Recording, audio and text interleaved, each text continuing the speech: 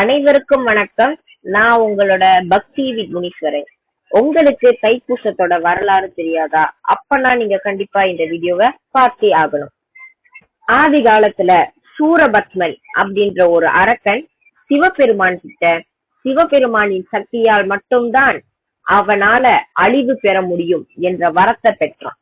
அந்த வரத்தினால அவன் உலகத்தையும் தேவர்களையும் மனிதர்களையும் ரொம்பவே துன்புறுத்திக்கிட்டு வந்தான். இந்த துன்புறுத்தலை தாங்க முடியாத தேவர்கள் கைலாயத்திற்கு சென்று சிவபெருமானை சந்திக்க சென்றனர்.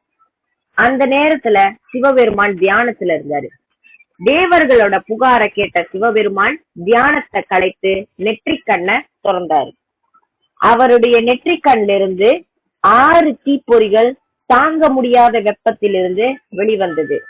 அந்த 6 வெப்பத்தையும் அந்த 6 தீப்பொறிகளையும் அக்னி தேவரும் வாயு தேவரும் தாங்க முடியாத வெப்பத்தில் இருந்தனால் எடுத்துக்கொண்டு கங்கை நதிக்கு சென்றனர்.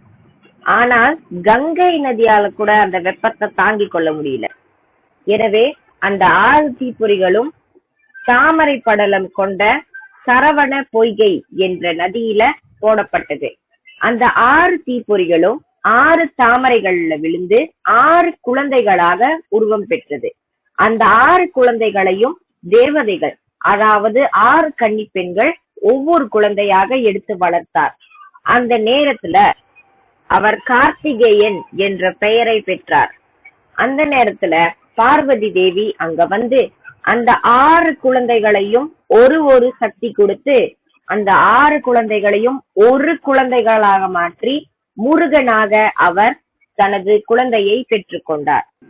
காலப்போக்கில் முருகப்பெருமான் வளர்ந்து வீரத்தை தாங்கக்கூடிய ஒரு சேனையாக மாறினார். அவர் தனது சேனையுடனும் 2 லட்சம் பேருடனும் போருக்கு செல்லவிருந்தார். சூரபத்மனை அழிக்க செல்வதற்கு முன் அவர் தனது தாயான பார்வதி தேவியிடம் ஆசையை பெற்றுக்கொண்டார்.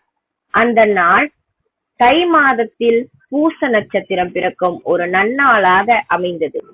அந்நாளில் சக்தி வாய்ந்த வெற்றிவேலை பார்வதி தேவி தனது மகனான முருகனின் கையில் ஒப்படைத்து வெற்றி உண்டாகட்டும் என்று ஆசியை கொடுத்துவிட்டு முருகனை போரிற்கு அனுப்பி வைத்தார். இந்நாளைதான் நாம் தைப்பூசம் என்று கொண்டாடி கொண்டிருக்கின்றோம். வேலை ஏந்தி கொண்டு வந்த முருகனை பார்த்த தேவர்கள் மகிழ்ச்சியில் ஆனந்த கூத்தாடினர். முருகன் திருச்செந்தூரின் கடற்கரையை சென்று சூரபத்மனின் படை வீரர்களை தனது சக்தி வேலை பயன்படுத்தி, அதாவது வெற்றி வேலை பயன்படுத்தி சூரபத்மனின் படையை அழித்துக் கொண்டிருந்தார். இதை கண்ட சூரபத்மனோ யாராலையுமே வெட்ட முடியாத ஒரு உறுதியான ஆலமரமாக கடலின் நடுவில் உருவம் எடுத்தான். அதனை ஞான வேலை பயன்படுத்தி கண்டுபிடித்த முருகப்பெருமானோ அந்த சூரபத்மனை 2 பகுதிகளாக துண்டித்தார்.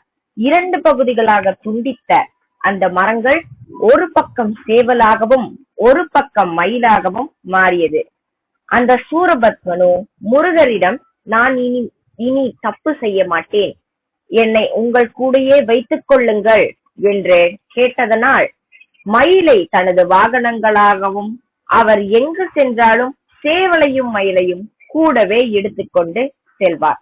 இதுதான் தைப்பூசத்துடைய வரலாறு.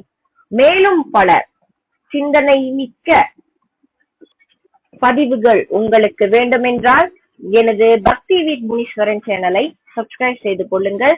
மேலும் பெல் ஐகானை பிரஸ் பண்ணுங்க. உங்கள் ஃபேமிலி, ஃப்ரெண்ட்ஸ் அண்ட் கசின்ஸுக்கு